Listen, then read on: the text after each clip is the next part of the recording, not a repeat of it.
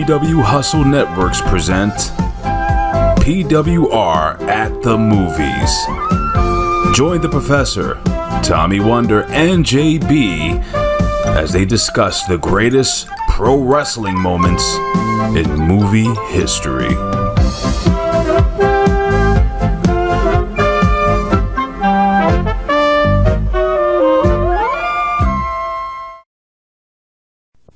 Los Angeles, the year 2006. Citywide crime has increased 300%, and a gang called the Hell Riders control most of the city.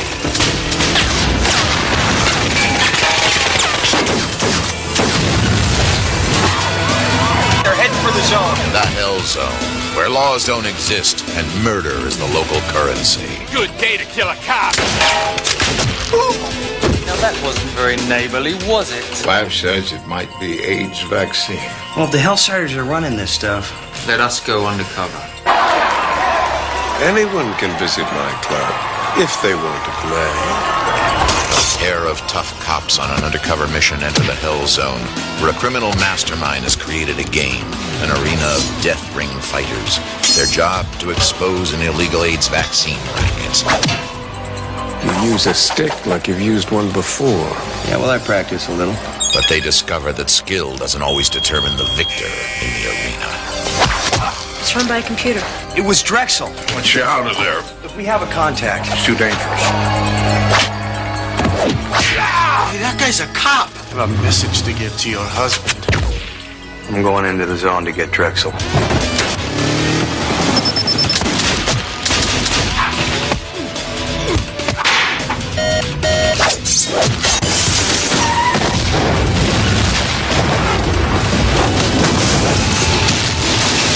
Too bad we can't do that in the real world.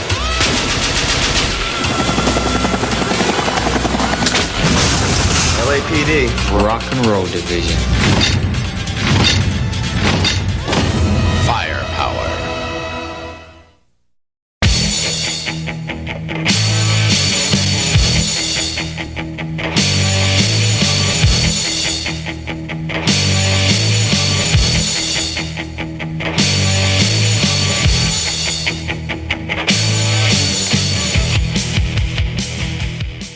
All right, Reflectionites, I gotta be honest with you. I'm not as jovial as I would be like I do on every introduction of every PWR podcast here at the Hameen Media Group at podbean.com. I am disgustipated. I am flabbergasted. I'm not intoxicated like TW, but I am a lot of cated right now. But anyway, neither here nor there, because this was the week that me and TW was gonna haze, not no gay college hazing, not no gay Marines hazing, but we were gonna haze JB, the prodigal one, Mr. Film Frequency.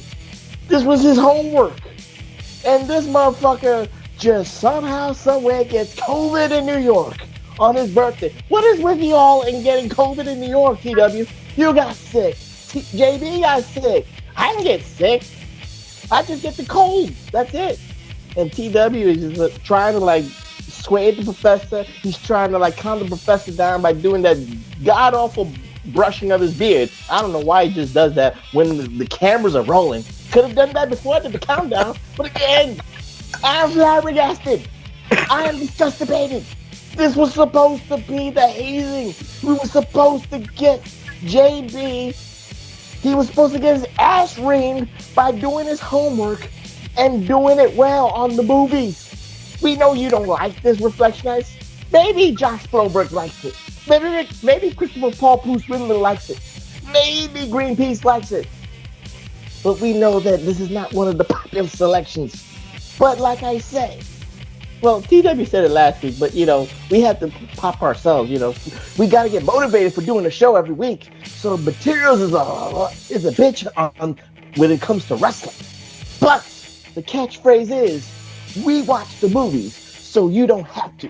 And you can see by the Photoshop behind me, I picked a doozy of a movie. Even Josh said, Professor, I didn't even know that Ultimate Warrior did a movie. We're going to get into this in a couple of minutes. But anyway, JB, you're on probation. You are on probation. This is not acceptable. At least I can give my man TW some credence. This man is like the post office. Whether it's rain, sleet, or snow, or COVID, this man tries to do his due diligence. And he's coughing right now. See? He is coughing right now. You don't hear him complaining. Only when he's on his deathbed do I give him a reprieve. Only when he's on his deathbed, I said, okay, all right, you get a week off. But it better be that way. So COVID, that's a non-starter. It's COVID. Who cares about COVID? COVID's been cured. Operation Warp Speed and all that bullshit. But anyway, neither here nor there. Let's get into this. PWR at the Movies edition on the How Many Beer group at podbean.com. But I must introduce myself so I can feel a little bit better. I must introduce myself so I can get a little bit younger. As you can see, the gray's off my face because, that's what happens when you introduce yourself. I look 10 years younger. Yeah, you look 10 years older. You look like Santa Claus and all that shit. But anyway. You like Goldberg in the sleigh ride. Well, that's not... Yeah, he looked really... He was 3,000 years old in that movie, supposedly. But anyway, I am the studious one. I am the pontificator. I am the eradicator. But most importantly, I am the glorious one. The only objective man in this IWC, YWC, and probationary solitary confinement PWC punditry. The only objective man in this political hemisphere. The only objective man in this Twitter universe. And that's your friend of mine, the Professor Chabebe Coons. And I'm not here alone. Thank God about that. No. I'm here with my brother from another mother, the conservative liberal, the liberal conservative, dum doing its own, the iron stomach one, Dr. Freakenstein. The man keeps looking over to his left like, I don't know if he's got an illegal immigrant that he's trying to hide out. I'm not going to report you. I don't care about that. We all keep them all here. Figures fell over. Something happens. Every time I look at TW, he's looking over to his left, looking over to his right, and all that bullshit. Anyway, he is your friend of mine, and he is the undisputed, undeniable Detroit Rock City Universal Heavyweight Champion of the world. He keeps looking to his left, and I'm trying to do an intro. Universal Heavyweight Champion of the world. Yee! Tommy Wonder, how you doing, my friend? And he keeps looking over. It's gonna still be on the floor. It don't matter. No one sees it. No, I don't know what we're looking for. I have a question. Okay. Spree. I found it. I had to buy them on Amazon. Giovanni Ribisi. Giovanni, whatever the hell his name is. The Imperium guy. Did he get released? Yeah, I think so. I gotta take him out of my little area. I gotta put him in the formerly WWE guys. But I have sciatica. You forgot to add that there. And I can promise you, I have been telling people for about 13 years, the most pain I've ever been in was getting this tattoo in my old kitchen when I was married. That is no longer the case. Sciatica takes it. You saw me in New York with the abscess tooth. That was almost defeating the tattoo is the most pain I've ever been in. Sciatica takes the cake. And I've had it. In case you don't know, I don't even know if I've talked about it on here. I've had it since the end of January. And I went to the chiropractor today. And anybody listening to this, if you get sciatica, A, go right to the chiropractor, or B, your doctor. And then also, I have a TENS unit. Do you know what a TENS unit is? I don't know. Sounds like tentacles. You stick those patches on you, and they got wires, and it zaps you. It's like a muscle stimulator thing. Yeah, like electric shock. Nodes or whatever. So when I was talking to my chiropractor today, I tell him it hurts in my hip, my knee, and my shin. I said I ice it, I heat it, I do all that. And he was when he was adjusting me, he goes, here's where it's pinched right here. I go, so should I focus all the heat and the ice on that spot on my back? He's like, yeah. He goes, because your knee hurts, but that's downstream. It's the reverb pain from where the actual pinch is. So today I sat and watched this movie. I didn't even see it. It flew by. It flew by. I will say that. And I had the TENS unit on, and it stops after 20 minutes. And I started it over again 4 times, all on my back. And it's still sore, but it does not hurt like it did when I went to the chiropractor today. So there's hope. And then also, this is for Ray. Wait, this movie is a sciatica treatment? What's that? This movie treated your sciatica positively? And the good thing is I didn't fall asleep. Once it was over and I was watching NXT, I was out cold. I think I did fall asleep once or twice. I had to rewind. Yeah, I did during one of the fights. But but 4 weeks ago, Fanatics U does this Funko Friday deal, and it's WWE. So I showed you LA Knight. I showed you, I think it was John Cena. Yep. This is the last time John Cena. There was a Kane before. Well, 3 weeks ago, I ordered the John Cena. I ordered a Red Wings shirt so I could get free shipping. 2 weeks ago, I ordered LA Knight and a Washington Capitals jersey so I could get free shirt, not jersey. So I get free shipping. And last week, they released another one, and I was like, wait a minute. When I went and bought that LA Knight, that John Cena was still available. So I'm going to skip this week. And I'm going to wait till next week, which was 2 days ago. And the fourth and final one was released. And I was like, watch, the one last week will sell out now. But it didn't. And they came right before I came downstairs. These are kind of cool. I have all of them. Otherwise, this is the main reason why I did it.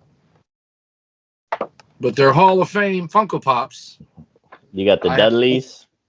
Piper and the Dudleys. And I have the Warrior, Kane, and Undertaker. Those are the only other three that I know of. So I'm a complete. I don't have every Funko Pop of WWE, but I have all of them now. So I thought I would show Ray those. And there's LA Knight from last week. LA Knight. But you're gonna need another room. You really gonna need another room. I got a bone to pick, and this is gonna make all the neck beards faint. Okay. I was yesterday years old. When I realized them dumb motherfuckers have night 2 of WrestleMania on Easter Sunday. They didn't plan it. I mean, it wasn't planned, but it was just that, What do you mean they didn't plan it? Easter. It was supposed to be at the end. It was supposed to be at the end of March, but they had to shift it up because they didn't want to do this fucking the Final Four.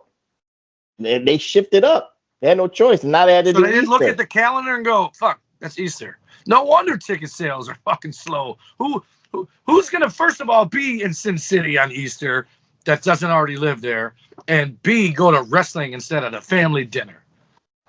Man, Satanists and non-believers, they're there. And I found this out when I was at the movie theater watching episodes 1 and 2 of the 5th season of Chosen on the big screen.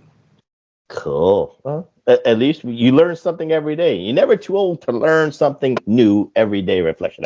That's the lesson of today. But anyway, again. Foolish. I can't believe they're having WrestleMania on Easter Sunday. Well, there's going to be an egg under the ring. So, just look for it there. Oh, and I always say, I think I say his name wrong. But if he's really willing to do a run-in, as he called it, and he can do a Monday night, and Rick Vickery wants to do it, we're going to have to wait a minute because we can't do Warrior 4 weeks in a row, 3 weeks in a row. But he wants to do Warrior Savage feud, and I'm down with it. So if he wants to do it, let's set that up one day and do that. There's an open invitation for all Reflectionites and all people from the Hami Media Group and all people from the hustle. I always try to. Ray's been on. The Gooch, who pops up every now and again on the social media, but it's happened. But I want the neckbeards to write it down that I, supposed Stan or Drone or whatever dumbass nicknames they give people, I criticize WWE because it's fucking absolutely dumb to have WrestleMania on Easter Sunday. Not at the same level of AEW. But again, let me get onto my diatribe here. That's true. Even though I'm a little bit exacerbated, I am disgustipated with JB. Sore from JB's visit? What? Are you sore from JB's visit? No, after Ray. That's the one that's sore. He gave him COVID. Meet up with him? No, I didn't meet him. Oh, I feel even more special now. Yeah. I was working, and Ray had he had him in his boiler room, and then he came during the weekdays, though, right? He wasn't there for the weekend. I think it was the weekend. Yeah, It was the weekend? yeah. It was I thought he the came whole in on Monday and was leaving on Thursday or something. Oh, no, because he did the rever- show with us. reverse it, Friday to Monday or something like that. I don't remember. But anyway, let's get on to the show. We don't want to bore the Reflectionites with a little bit of airline logistics and all that stuff. I'm still mad at you, JB. But anyway, we will haze you. You will do a movie. I'm just not going to do another one next week. No.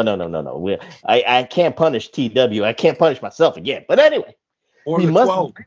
This was a movie I picked for JB, but JB was, I think he was more. It's not COVID. He was just scared. He did not want his film frequency card being shown to the masses, shown to the Reflectionites. But again, I'm going to get you, JB. I'm going to get you. But anyway, No, he didn't watch it, is what happened. I'll take that too. He didn't watch the goddamn movie. You're supposed to watch the movie at least. You don't have to know what's going on or every hour and 20 minutes, but at least give some backdrop. At least give some what you liked and what you hated. But anyway, let's get into the diatribe. This is PWR at the movies, and we're going back to 1993. And I found a gem, TW. You know this. I found a gem with your man. 94. No, it was 93. Motherfucker, I looked it up. It was 93. But anyway, it was 1993.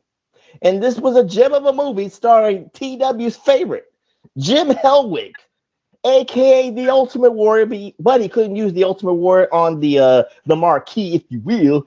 And he was in the process of changing his name legally to Warrior, so he wasn't there yet. So he had to use James Hellwig as the marquee for the movie. But we're going back to 1993 or 94 as far as TW is concerned with his Wikipedia. And we are going to do Firepower. It says 93 on here. It says 94 on Prime.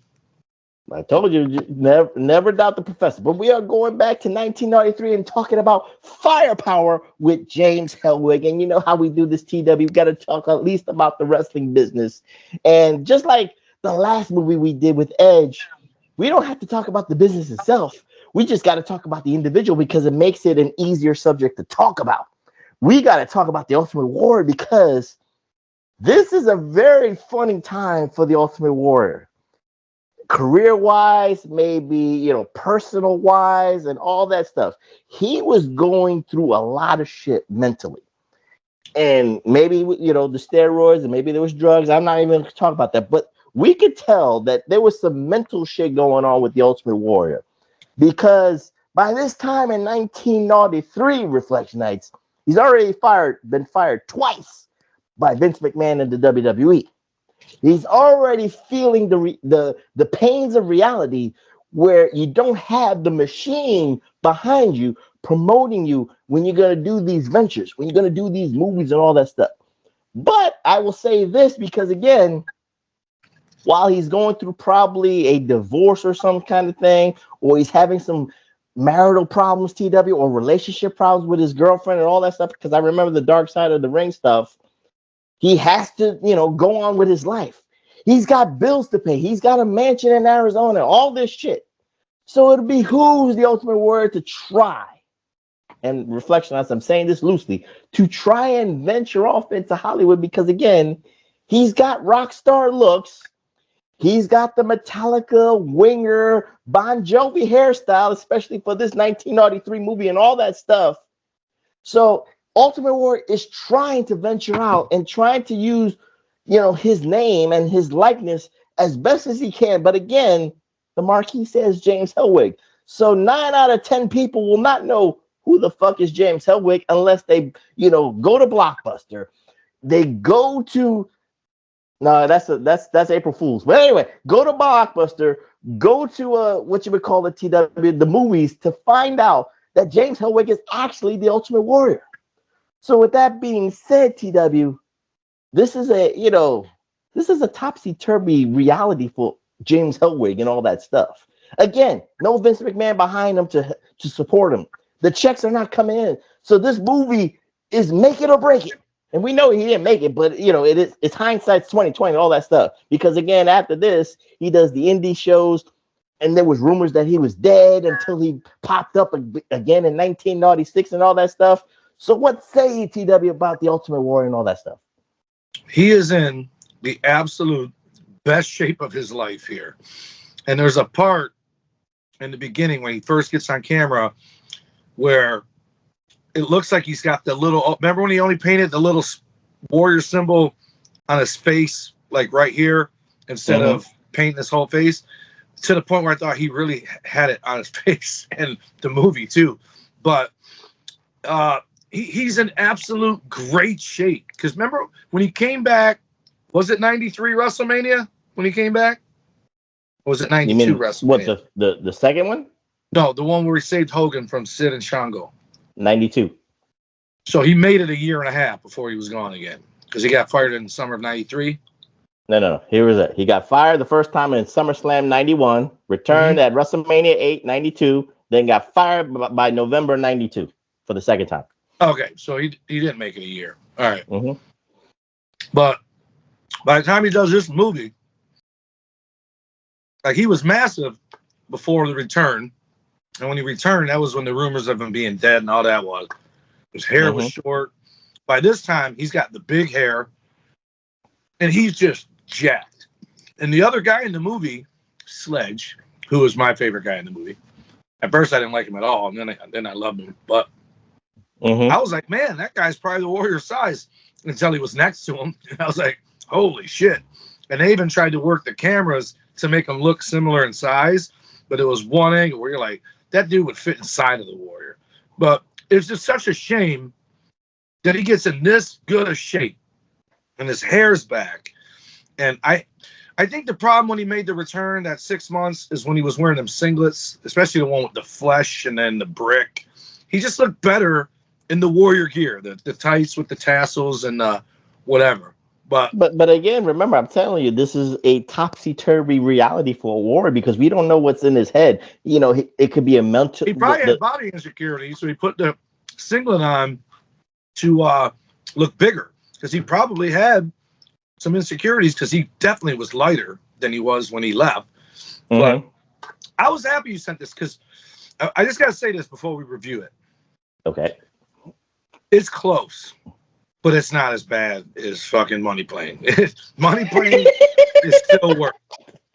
Yes. And the reason is this actually still feels like a movie. Like there's some continuity to it being a movie. There's a plot, there's synergy, there's a story, and it was, I like that word, continuity. It continued. And of course, we got fight scenes. So it behooves us to enjoy a fighting action movie. So it get to the plot. And with a man on the marquee reflection as James Hellwig, he was in the movie. At the end, first of all, it's got Chad McQueen. That's the son of Steve McQueen, who I completely forgot about, right? I don't know why that guy wasn't a bigger star, but the other guy was like RVD and the real Von Dam had a baby. But it had all their names, and at the very end, just like Kelsey Grammer and Money Plane, it said not with James Hellwig, which again, it's weird that they went with James and not Jim Hellwig, because I knew who Jim Hellwig was. James Hellwig, But it said introducing, like they thought this was going to be the first of many fucking James Hellwig movies. Again, this is the reality that the Warrior had to go through because, again, he had to be introducing James Hellwig. He had to try to, market himself with his name because he couldn't do the Warrior. Again, he was getting sued by Vince McMahon. He couldn't take a shit because Vince McMahon be like, wait, you're taking a shit like the Ultimate Warrior. I own you. All that bullshit and all that stuff. But anyway, neither here nor there, Reflection Eyes. But let's put a bow on this, TW, because we got to go into the wrestling business itself. Because again, we know that the early 90s is not a favorite time for a lot of people in terms of creativity, in terms of wrestling, in terms of business itself. And remember, WWE was struggling, WCW was struggling and all that stuff before the Monday Night Wars kicked in and all that stuff. And Eric Bischoff, got in Vince McMahon's ass to make him write some consistent shit and then the Monday Night Wars. But before that, this is where, the steroid scandal, the sex scandal, the WWE and all that stuff was going on one end. And then you got with WCW, you had topsy-turvy turnover, if you will, Reflection Nights of Bill Watts, Jim Hurd and all that stuff.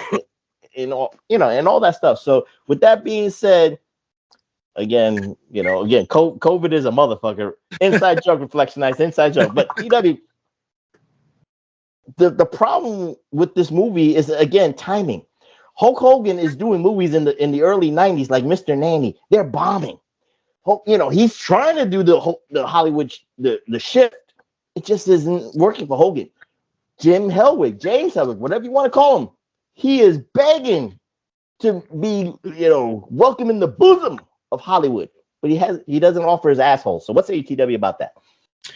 I'll say this, like, for one, it made me like nostalgic for, not nostalgic for, because that would have probably happened. It made me sad that we never got to see a heel warrior, because he's pretty good as the heel.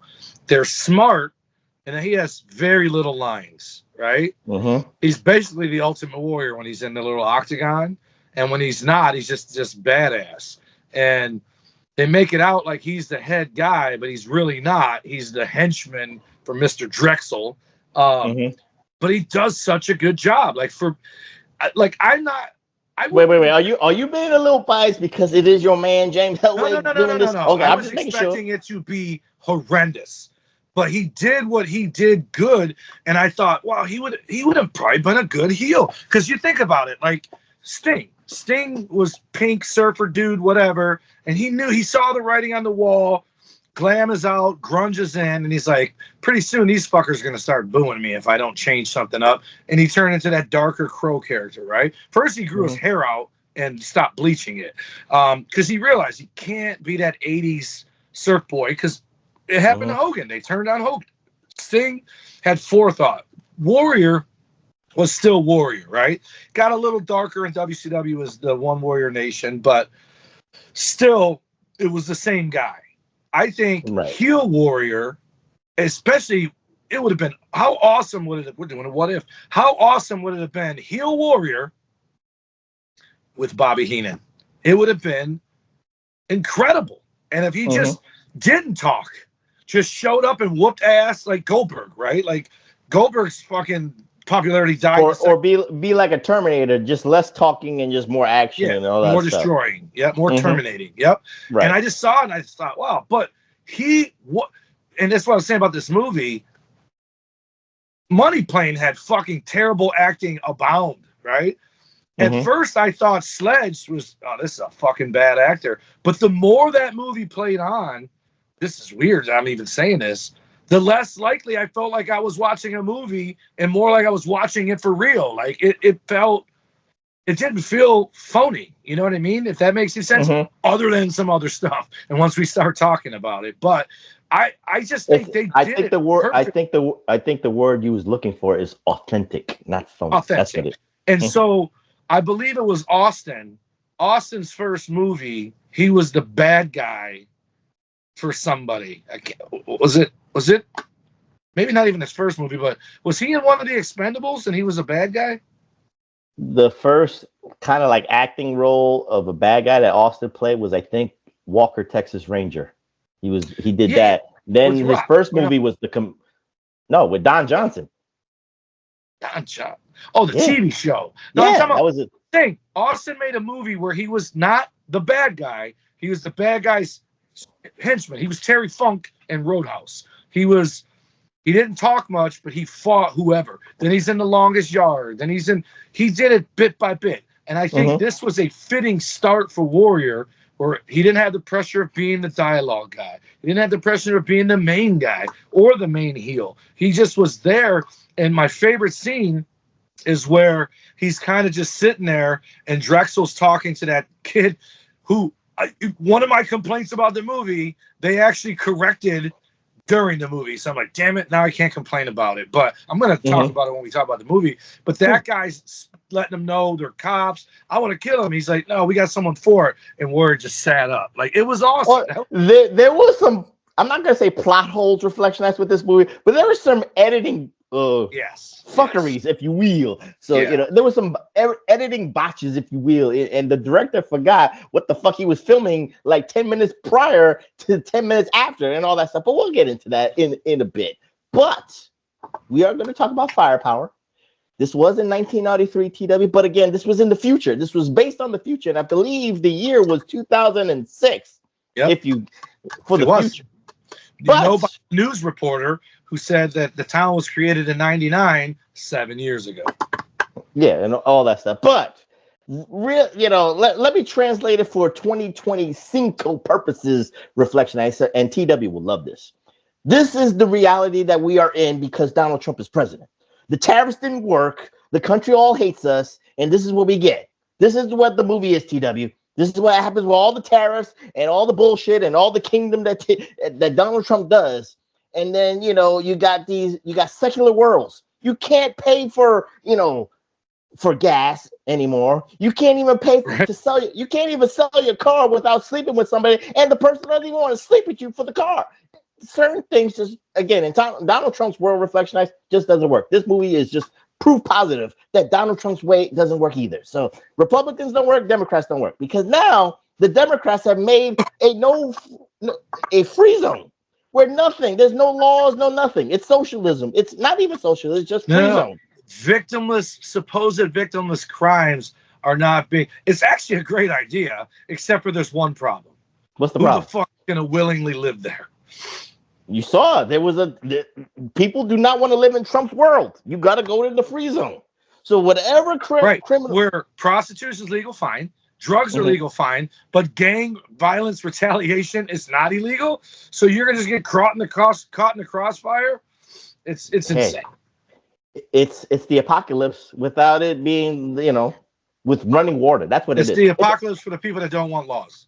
It's the apocalypse with running water and food available as much as you can. But anyway, neither here nor there. This is Trump's reality, and it's not working. And now you have a free zone and all that stuff. So here's one thing, Reflection Nights, we got to talk about because, for this movie, Reflection Nights, I know that I don't even know who the directed by Richard Pepin, TW. Richard Pepin wanted Jean-Claude Van Damme. We know this. We can tell by this fucking movie with the martial arts and all that stuff. So in essence, he got a replacement, and you said his name is Gary Daniels, Jean-Claude Van Damme wannabe. That's all I can say. Jean-Claude RVD is what he was. You should have got RVD. I would have said you should have got RVD, but RVD didn't even become RVD until 1996. So he was 3 years too early, not being. We could have had two wrestlers in this goddamn movie, and it would have made a lot of fun. It would have been funny to watch the shit. But anyway, we got Gary Daniel, and we got who's the other guy? His partner, Chad McQueen. Chad McQueen, Steve McQueen's son, as the two futuristic cops trying to keep law and order in Donald Trump's world and all that stuff. So, and again, I think and of course in 2006, there is a cure for AIDS finally. I don't know, again, I haven't found the cure for AIDS, TW. But in this movie in 2006, they were supposed to have been a vaccine for AIDS.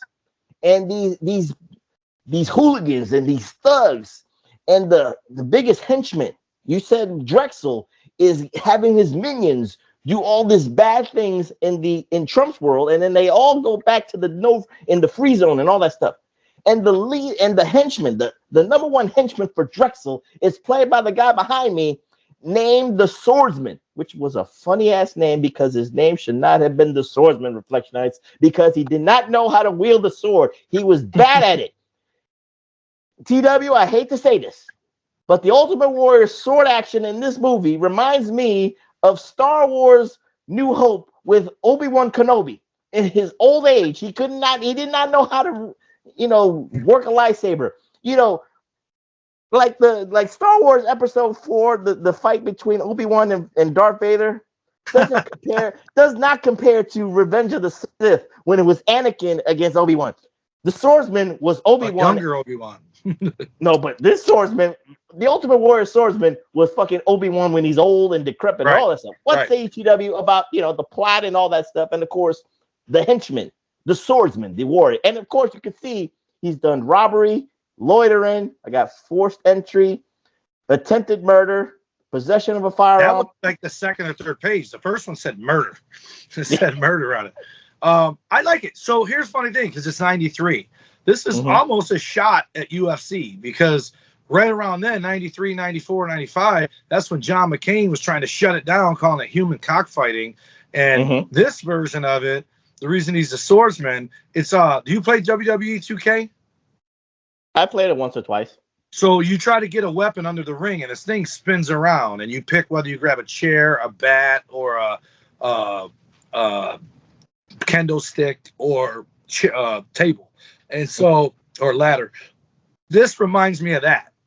It's the octagon, but there's weapons. So it's almost like, let's make the UFC what fucking John McCain's trying to say it is, right?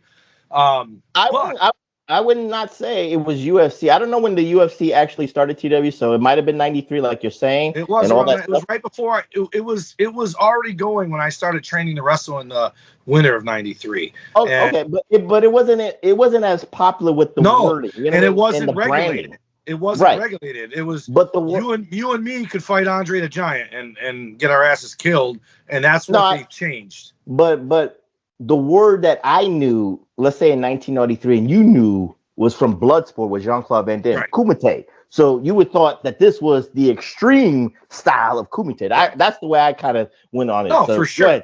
But what I'm saying in '93, it's almost like in 16 years, this is what UFC is going to look like. Is kind of what I'm saying. Like when they made the movie. But Warrior, listen. We don't want these EW neckbeard fans to feel left out. Every single fight, someone's a champion.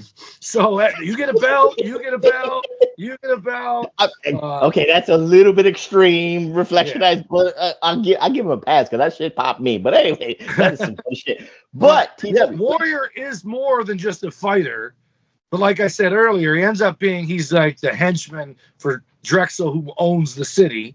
He's the number one henchman for Drexel to do all the dirty deeds. Yeah, but he gets off on fighting in the cage, and then you give him a sword, and he ends motherfuckers. And so I like it. I like that he's more than just a cage fighter, right? Like he got the scene where he gets brought in, which makes you wonder how the fuck did they catch this guy? And then when he leaves the police department, he stands on the side of that fucking Dumb and Dumber bus and just goes, Arr! As he's driving away on the side of his bus. And then the next you know, Jean-Claude RVD is trying to find a way into this bus. And I'm like, how the fuck did the Warrior even get in it?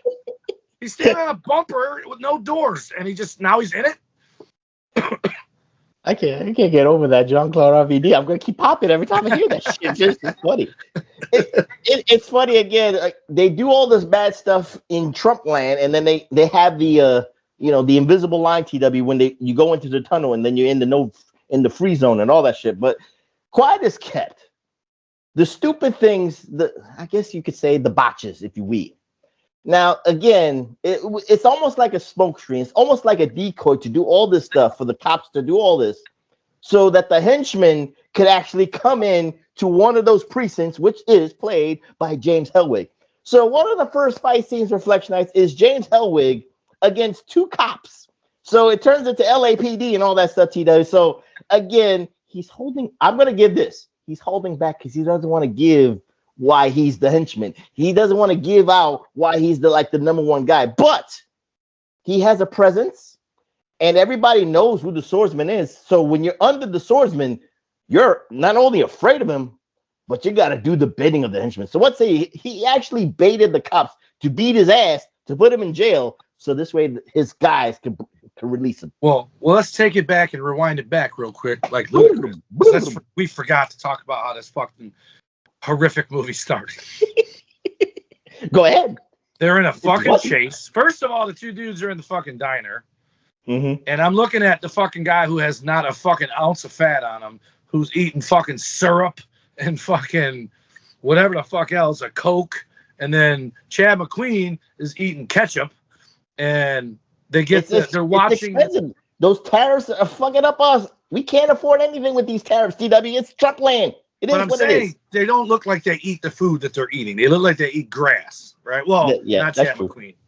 I got a story about Chad McQueen later on in this movie. That's something I think they did too. But anyways, so they're watching like fucking Current Affair or Inside Edition and getting mad because of the city.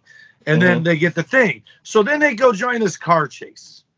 And it's some of the fucking wonkiest fucking driving I've ever seen in my life. And then finally, you see these other people just set up a roadblock because once you get through the tunnel, now you're in Fucktown and there's no laws. But yet they're blocking it from the side of the tunnel that's Fucktown. So how the fuck are they there? And then they get out of the way, and two of the dummies wait to the very last second to run.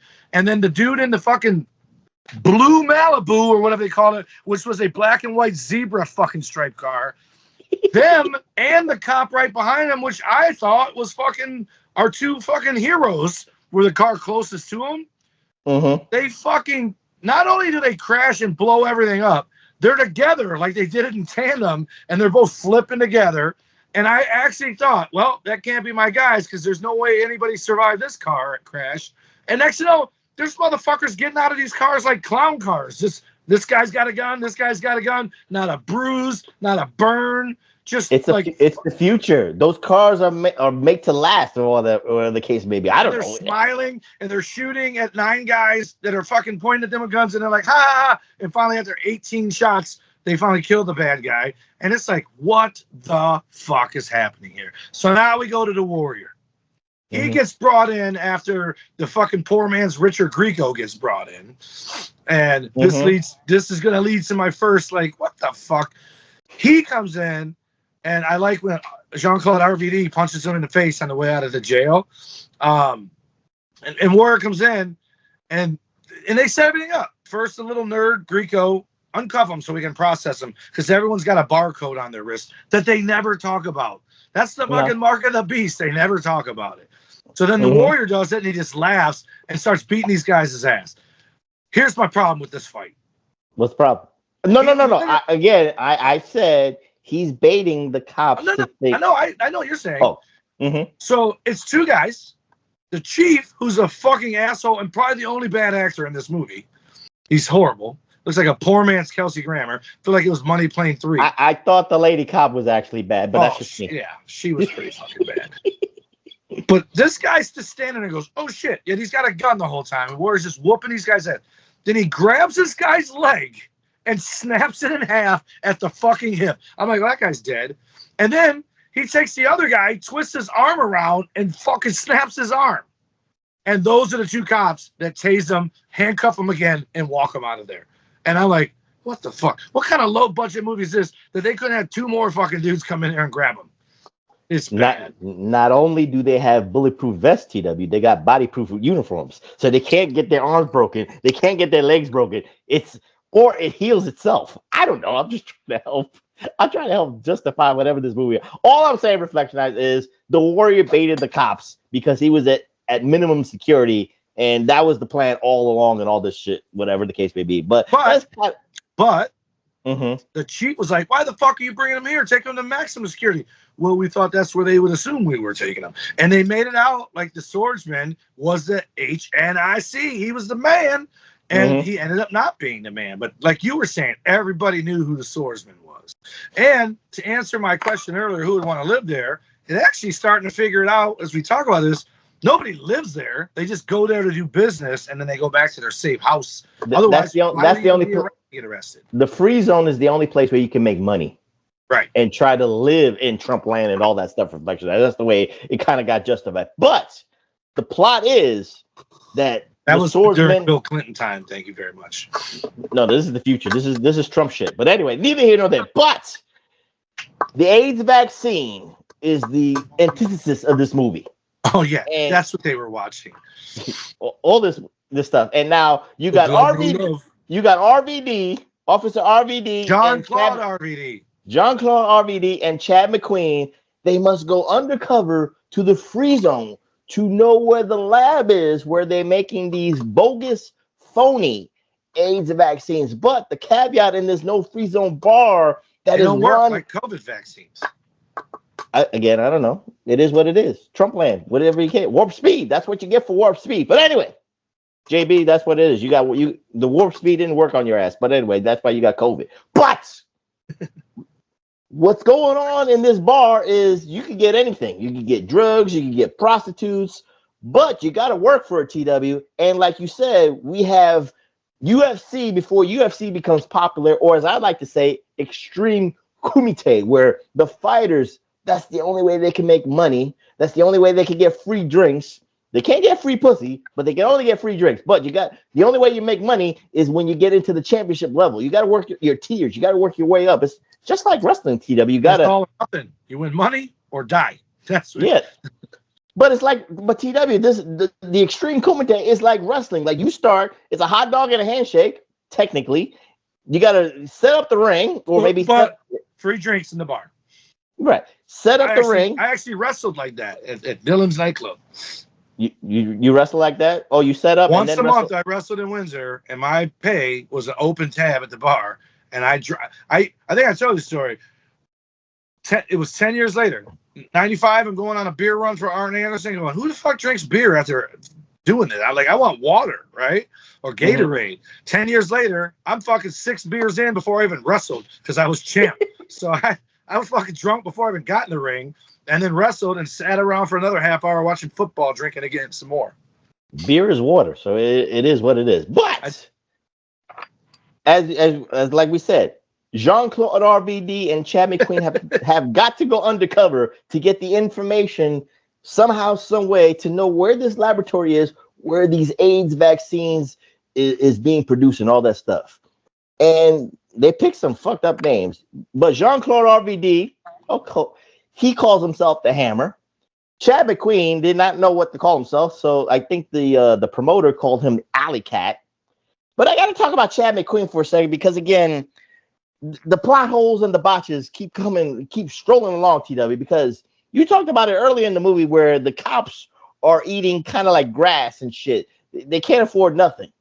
But Chad McQueen's apartment with his estranged wife and his kid, if you will, they got money. So how the hell can you be eating shit but still living in good times, if you will, TW? It doesn't make sense. They're taking money from the evidence room. Okay. No, because they were good cops. They were good cops. Yeah, they were good cops. They were eating dirt. They couldn't afford shit. But then this apartment, this is a penthouse. Right. Yeah, I thought that too. Like, looks like a fucking room on a fucking starship on Star Trek. If you're struggling, again. Maybe the wife brought up bacon. No, Trump land, you're struggling. I get that, but don't make your apartment look like a penthouse that you look like you could afford food. That's the way I looked at it. But anyway, neither here nor there. But it's all about the fighting, TW. That's why this movie, the positive part of it is consistent fighting. We don't have to talk about Jean-Claude RVD's fight again. He was going in as the arrogant prick. He was the Hammer. He actually enjoyed this shit. It was like, I'm bored. I can't do this as a cop. I can't beat the criminal's ass. So I can go in this octagon, if you will, Reflectionites, and beat the shit out of people. Chad McQueen is just doing his job. But the piece de resistance was the swordsman against Professor Okinawa, Mr. Miyagi wannabe, and all that stuff. And I just want to talk about this fight, TW, between the swordsman and Professor Okinawa. Because, again, number one, he doesn't know how to wield the sword. And number two, he almost got his ass whipped by Professor Miyagi and all that stuff. That's what it is. But it was an enjoyable fight. And again, look at the picture of the warrior behind you. This is his face. It was very stoic. He hardly smiled. If he did, he was just maybe the evil laugh. But I don't remember an evil laugh. He was just a very... He smirked when he said these are the rookies. Right. It was very stoic. Other than that, straight face. Yep. It was a very straight face. So you knew his one task and one task only is to, kill people and beat their ass. What say you about that first fight between the Ultimate Warrior, aka, even though I don't like this name, the swordsman? He should have been the Hammer, but that's just me, against Professor Okinawa. He should have been called Beast. But he did not. I like that name. He whooped Okinawa's ass the whole time until he eye gouged him. He pulled out Hulk Hogan's number one move, and all Warrior did was sell being blind, and then he got his sight back. So he was good. But Warrior did his moves. He did clotheslines. He did a fucking headbutt. He fucking press slammed him, but just kind of threw him to the side. That was funny to me. Had him up in the air. No, that was at the end fight where he had Chad McQueen up. And instead of dropping him, he just kind of fell down to the side. And I was like, well, that was weird. But he fought that guy who it was the lethal round. So that means that Okinawa had beat people to get up there, because you don't make it to the lethal round until you've won 5 matches in the non-lethal round, and that's when you get to make some money. Now, the fighting is very unique, TW. So again, another positive with this ultimate kumite, if you will, that's just what I'm calling it, TW. It's extreme kumite. Like you fight for like maybe 5 minutes, barehanded and whatever you want to do, karate, street fighting, all that stuff. But then once the buzzer hits, and again, Reflection, this is another thing that the future tells you about why Trump landers ain't working. We got Elon Musk in the back with Drexel, controlling AI Grok, determining what weapons that the swordsman, we already know because he's called the swordsman, he's going to get a sword, and Professor Okinawa is going to have, which was nunchucks and all this stuff, TW. But AI Grok is in the back, TW, dictating. AI is a fraud. Elon Musk is a fraud. Trump land is a fraud. What's the TW about the fighting rules? That's another plot hole. They tell everyone the computer. That's a plot hole? Listen, they tell everyone the computer determines who gets it, and then they show you that Drexel's telling them, give him a sword, give him this, give him that. And they never expose that it was never a computer. They just let that plot go. I'm just saying that's what AI is really in 2025, TW. The problem with AI, if I can be serious for a minute, is the computer is only going to know what's put in there, right? And yes, it's designed to use all the information to come up with whatever. So if something's wrong and everything else is right, it probably could figure out, hey man, this ain't right. The problem is you're going to have people putting in wrong shit on purpose. Like our media, where they tell you something is happening that isn't happening, or tell you something isn't happening when it is happening. So that's the problem with AI. The other problem is the rise of the machines. We don't want that either.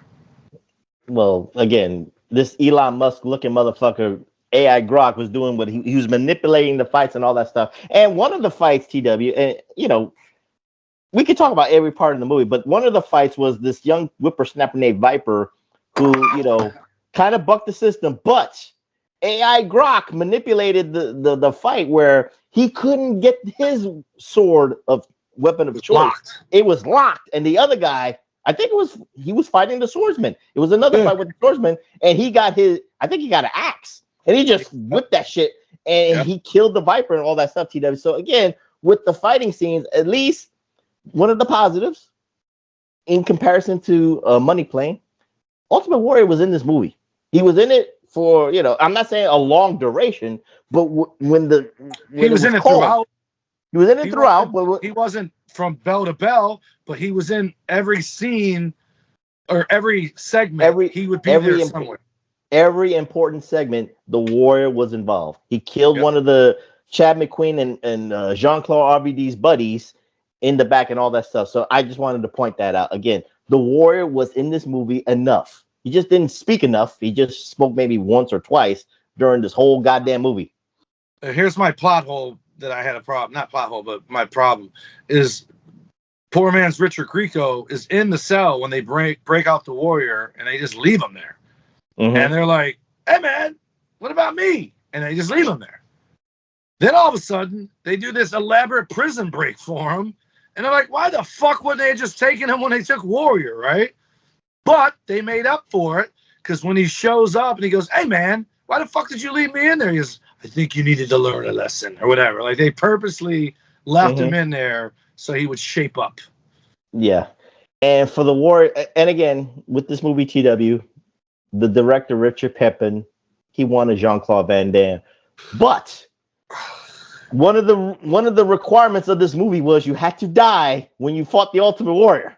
Right. So Jean-Claude Van Damme, the real one, Reflection, I said, that doesn't work for me, brother. So they had to give an alternate with Gary Daniels. So in one of the co-main events, if you will, TW, we had Jean-Claude RVD wannabe Gary Daniels against the Ultimate Warrior, aka the Swordsman, TW. So again, this was another funny fight. And of course, Jean-Claude RVD, TW, again, you saw during this movie, he was doing Jean-Claude shit. Splitting his legs. Yep. Yeah, JC Van Damme, he was splitting his legs wide open, just like Jean-Claude Van Damme did. And then within this fight, he was trying to do all that. He was trying to be Bruce Lee, Chuck Norris, and Jean-Claude Van Damme all rolled up into one. And I actually was like, Yes. When Ultimate Warrior killed him with the axe and split him in the head. I actually cheered for the villain on that one. What about you, TW? What say you? Oh, he was my favorite guy, damn it. But I knew he was going to He go out was? like a hero. But they swerved him. He was supposed to fight that other dude that looked like Tiger Chung Lee, who killed someone earlier. No, but they got found out by Richard Grieco when they said, "Oh, that's the cop." Right, and they go, "There's been a change. Your bets are no good here. This is now lethal." And Warrior goes to Tiger Chung Lee. He goes like this. You gotta look. He goes, "Get out of here!" And he's like, "What? What?" Because he's probably thinking, "I don't want it to be lethal. This guy's gonna kill me." I got it. Warrior's in here. Beast is in here, buddy. It's simple. It's direct. I loved it. It's Oscar worthy and all that stuff. And then the fight happened, and he split his head. You know what it reminded me of? What it reminded me of? He walks in with that fucking Dusty Rhodes fur coat, like he's coming in going, "Who's the master?" Oh yeah. Who's the master? Go. I've got this. Oh, by the way, thank you for reminding me. But during the fights in the octagon, if you will, TW. The Warrior was wearing the singlet. Yep. So again, you don't like it, but maybe he was body positivity. I didn't like the airbrush ones. It looked like flesh, so he looked naked, and the one that was all bricks. I liked the one he wore with Macho Man that said Ultimate Maniacs. Mm-hmm. What were they called? No, you're right. The Ultimate Maniacs. Yeah. Where is my Macho Man? Oh, I took him down because I got that one. But Mega Maniacs. No, that was a different one. Don't worry about that. But anyway, TW, he was wearing a black singlet during all these fights. It was very plain, but again, just like you said. And the thing I was going to tell you about Chad McQueen. So they tried making him out like he was all buff and shit, like the other guy's fucking Luger, right? Like just not an inch of fat. So they did the little thing with they go, "Rookie's got to wear blue shirts," and he goes, "I ain't no rookie," and just walks by. And then when fucking Sean Astin walks by, Chad McQueen, he puts the shirt on. The Goonie had to wear the shirt. Body. Yeah, the Goonie had to wear the shirt. He has to hide that body because he's not a body guy like the other guys. But I also think the second reason for it was they put a stunt. JB Van Dam actually did his own shit. Chad McQueen did not. So the stunt double, they had to put clothes on him to hide the differences in the bodies. I got you. Yeah. But again, let's just go back and put a bow on this. But the Warrior during all these fights was wearing the black singlet, like you said. I thought body, like you said, maybe it was his body image.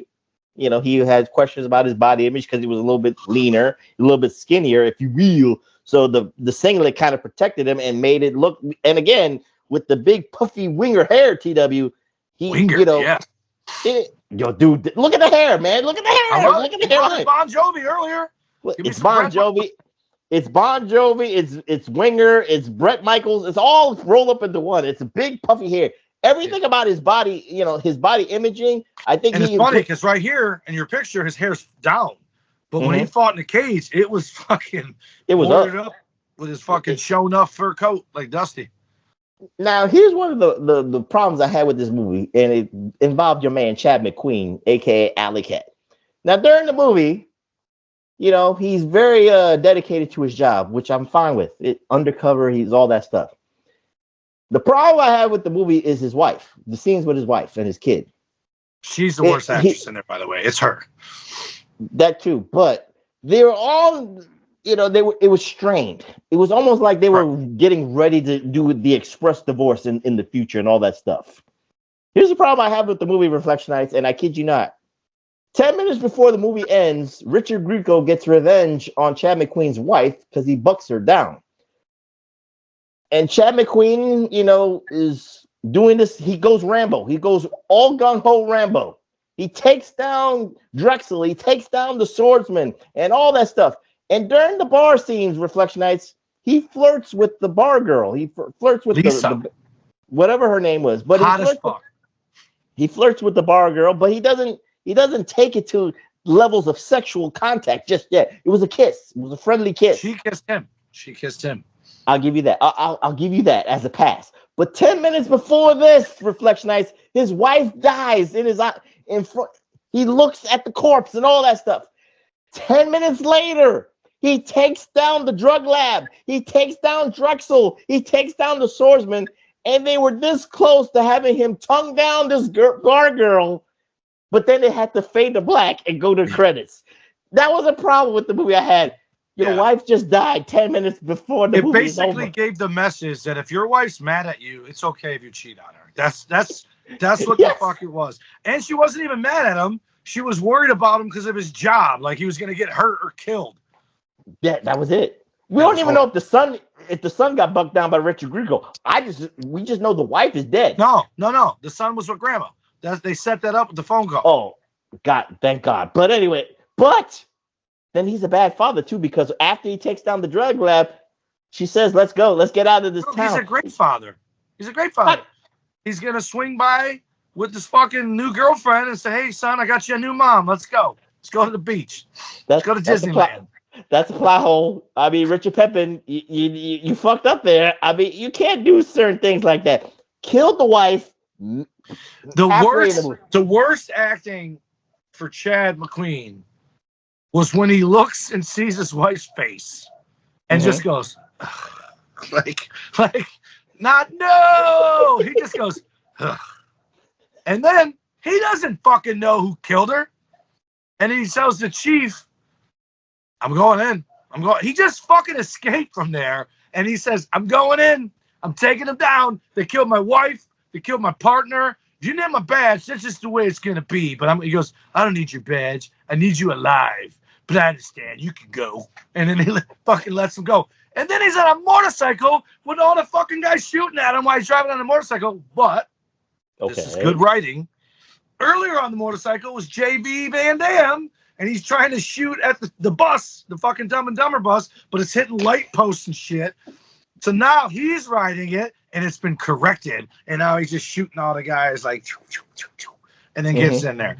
And then the best plot of the whole movie, the best part. We go from all these live matches with audiences to the fucking empty arena COVID match between the swordsman and Chad not weeping for his wife McQueen because he's. So they fought in at the drug lab, at the AIDS vaccine lab on the roof. But it started and he was in the cage and he goes, I know you hate this pre-recorded message, and then fucking Grieco shot him in the cage and he flew through the fucking fence. Oh yeah, I forgot about that. Yeah, you're right. And he goes, new model, and kills Grieco. Never finds out Grieco killed his wife ever, by the way. No fucking way he knows who killed his wife. He had a thought. I think he thought that this. He doesn't even know that guy escaped. Well, he saw him when he shot him. That's what he said. Like, how'd you get out of here? Said he goes, new model. Like his bulletproof vest was new and improved. The plot holes reflection is this is why we do this. We watch the movies. But I would tell people to watch this, especially. No, wait. Before we even close the show, because we have to at least talk about the fight on the roof with Ultimate Warrior, who's been undefeated right now. He's like Chung Lee from Bloodsport, 5 years undefeated. And now this is the one fight, the biggest fight of his career against Chad McQueen, who's lost his wife, has nothing to lose, is taking down, he's trying to rescue the bar girl and all that stuff. Who, by the way, you forgot to mention, is Drexel's girlfriend, but she's nobody's property. And then you find out it's because her guy died in the ring the same way fucking Viper did. Some chicanery and got him killed. He did some David and had fucking Uriah killed in battle so he could have his wife. That's what the fuck Drexel did. That is true, TW. But I just want to talk about this fight because you kind of said it earlier, but this fight was paramount because James Hellwig, the swordsman, fought like the Ultimate Warrior. He did the press slams, he did more clotheslines. I think he wanted to do an elbow drop and all that stuff.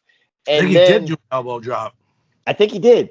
And then the way he loses Reflection is because he forgot about electricity. There was electricity in the octagon. He knew not to touch there, but he forgot he was on the roof. And there's a fuse box, and he had to touch it. And then that's the way he died. Chad McQueen did not win the fight. He got his ass whooped. No. Warrior won. Because he outsmarted him and he knew he was going to come at him with the sword, and he kept scooting closer to that electric box.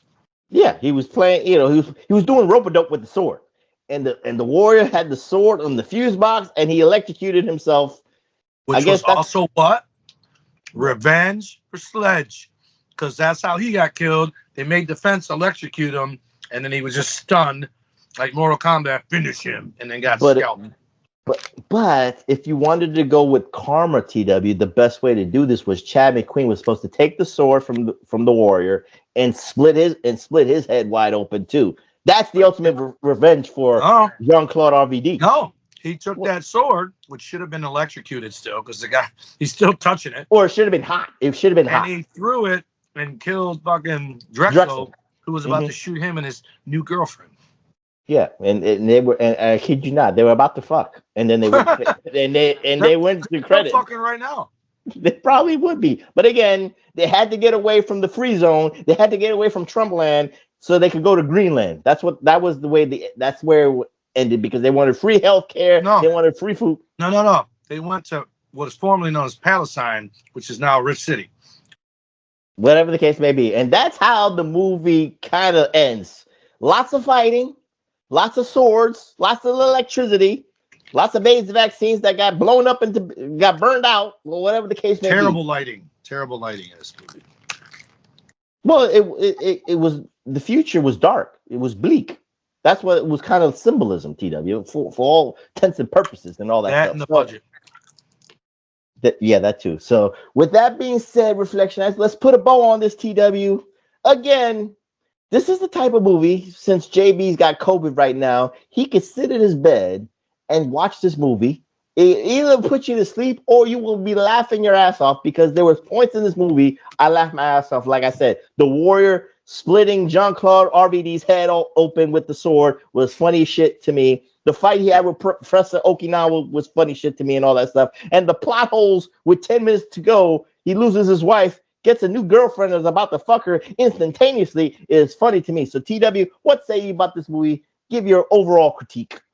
I would watch this movie again. I didn't hate it. It does have holes. Seeing as that, as far as I know, seeing as that it's the only warrior movie I know of, I will watch it again just for him. I was stoked that it was on Prime. In fact, I would have bought it anyway. If it wasn't, I'd have found it. But and just to prove it, I did a deep dive.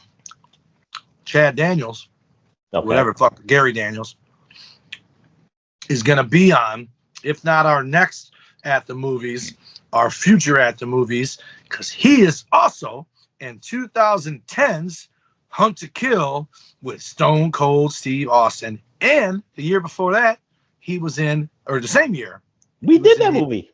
We didn't do Hunt to Kill. I think we did. No, we did. You sure? Dude, we have never done a Stone Cold movie. We did a Stone Cold movie. I know we did. It wasn't Hunt to Kill. But we did a Stone Cold movie. I don't know if Gary Daniel was in it, but we did it because he also did the first Expendables. He's the Gary Daniels? Yep. Oh, he's okay. the Brit. I don't keep tabs of all the old 80s wannabe, well, not wannabe superheroes, or action movie stars. It's all about. Now I want to know what movie we did with Stone Cold, because I don't think we did a Stone Cold movie. We did a Stone Cold movie. Trust the professor. It wasn't Hunt to Kill. You trust the professor, right? I told we did a movie. Wait a minute. Is that the one like The Running Man? Yeah, because it was a game show where he was on an island with a lot of people. So it might have been Hunt to Kill. So I'm just saying we did a movie. But with that being said, fine, and Gary Daniels has been in 2 movies of ours. Not by choice, maybe by accident. But with that being said, we close on this PWR At the Movies edition. JB, you fucked up. You should have been on this. We were gonna haze you. This was your homework to do this. We had to pick up the slack. But the next time I do a movie, you're gonna host it. You're gonna talk about it all. Me and TW are gonna be like this, arms folded, and TW is gonna be like. And he played Kano in Mortal Kombat X. Who? Gary Daniels? Yep, Gary Daniels. Oh, the 1993 one, or the 2015 TV show. Okay. Mortal Kombat X Generations. Oh, okay. Well, with that being said, we close on the PWR At the Movies edition. Firepower, featuring James Hellwig, aka The Ultimate Warrior, 1993 movie. Again, you can watch it on Tubi, you can watch it on Amazon Prime, and of course, you can watch it on TW's favorite link, YouTube itself. So with that being said, TW, next time, TW, we're going to do a very special and unique spotlight. We are going to celebrate the marriage, if you will, between. We did Damage, I think, where he was an inmate. But it was a game show, and he had to. Condemned. We did the Condemned. Yeah, we did one of the. But it was. Hunt to Kill. He's not. He's held hostage in a mountain. Okay, but with that, but again, TW, I'm trying to talk about next week. But anyway, neither here nor there. We are going to do a very special spotlight where we're going to celebrate the marriage of WWE in the late 80s, early 90s, and the Arsenio Hall show. We're gonna talk about all those great interviews that Arsenio Hall did in the late 80s, early 90s. And hopefully, if not, do not fucking do it. Stop with the rapper. And hopefully, if not this WrestleMania, but next year's WrestleMania, this will be the platform where we try to get Arsenio Hall in the Celebrity Hall of Fame. So we're going to celebrate the Arsenio Hall show and the WWE, TW. Are you ready for that shit? Oh, you're going to put that Did you share something on Facebook the other day of Rick Rude and Arsenio Hall? No, that was Christopher Paul Wrasslin. Okay, but I did see that. I'm not hallucinating. Okay. No. It was there on the Reflection, but it was Christopher Paul Wrasslin that kind of like gave the thought process to me, because he, of course, they were on there quite a bit. Yeah, they were on there quite a bit, and I have probably the link once a week at least. I don't know about that, but I will find a link with all the interviews. We don't have to talk about every interview, but we're just going to celebrate. I want to say the Warrior was on there and some overalls, airbrushed overalls. Mm-hmm. Well, that's good shit. I look forward to this. JB, you're not invited. There you go. You heard that from TW, and I co-signed that with all that this stuff. Way he'll show up. Yeah. So TW, give out those socials so we can get out of here. Alrighty, you can follow us at Pro Wrestling Coalition. The Pro Wrestling Coalition Network sponsors us at PWC Network at Podbean.com. Also can find Hameen Media at Podbean. Hameen Media Group at Podbean.com. HMG at ChannelAttitude.com. Our show's on X at PW Reflection. You can find Big Ray on all the platforms at Big Ray Hernandez, and every Wednesday live doing the NXT Next Level. He yelled at me because I was texting him asking him for a resort advice on a Wednesday at like 11 o'clock, and he's like, hey man, I'm doing a podcast show, the one you never show up to. And he was mad at me for texting him while he was doing it, but I didn't. I told him I didn't even know what day it was, let alone that it was Wednesday. But you can find me at Instagram and X at Tommy119, Snapchat #Wonder, Facebook.com/Tommy Wonder. Get the jelly beans out your goddamn mouth. Yeah, I'm out of them. TikTok and my other X is at the Tommy Wonder. And then you can find Big Vito and Noel at Big Vito Brand on TikTok. And you can watch the early release of these videos at Big Ray Hernandez on X. And you can follow me on my Twitter or X at PWSOPROF. That's PWSOPROF. Also, you can follow me on Blue Sky at PWSOPROF.bluesky.social. And if this gets uploaded by 8-Track Brown, the slowest motherfucker out there, this be on the PWSO YouTube networks. Or if you can't wait, you can subscribe to my channel on YouTube at The Professor, where again, I'm not trying to monetize. I'm just trying to share the laughter. I'm just trying to share the nostalgia with all the reflection nights out there. Follow my brothers in arms, Billy Ray Valentine at Obi-Wan, you know me, and of course the king of the reactions, 8-Track Brown at the #8, TRAC Brown. And again, next week we're going to do a special spotlight celebrating the marriage between the Arsenio Hall show and the World Wrestling Federation or World Wrestling Entertainment, whatever you want to call it. Again, we want to get Arsenio Hall in the celebrity wing of the WWE Hall of Fame. If not this year, God damn it, next year. So this is the platform where you hear TW. We started this shit. People have said Arsenio Hall should be in the WWE Hall of Fame. So we're gonna start it. We're gonna start the movement. He wasn't. He's not. Yeah, I thought he was. That's funny. We're gonna start the movement. It starts next week, TW. So with that being said, I'm about to go have a movement as soon as we sign off. All right. I'm the Professor. That's Mr. Wonderful WWE. It's on the Iron Stomach one, the man that's got to take a shit, and the undisputed, undeniable Detroit Rock City Universal Heavyweight Champion of the world. Woo! Tommy Wonder saying good night, and we'll see you next time here at the PWR podcast at the How Me Media Group at podbeam.com. Peace. Peace. That's all the warrior said, or swordsman.